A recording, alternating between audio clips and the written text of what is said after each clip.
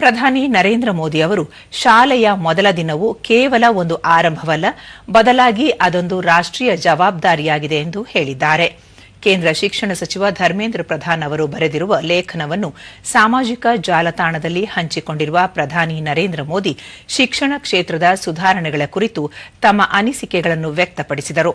ರಾಷ್ಟ್ರೀಯ ಶಿಕ್ಷಣ ನೀತಿ 2020ರ ಅಡಿಯಲ್ಲಿ ಭಾರತವು ಮಕ್ಕಳಲ್ಲಿ ಕುತೂಹಲವನ್ನು ಹೆಚ್ಚಿಸುವ ಮತ್ತು ಸಮಗ್ರ ಬೆಳವಣಿಗೆಯನ್ನು ಉತ್ತೇಜಿಸುವ ಕಾರ್ಯವನ್ನು ಮುಂದುವರೆಸಿದೆ ಎಂದು ಹೇಳಿದ್ದಾರೆ.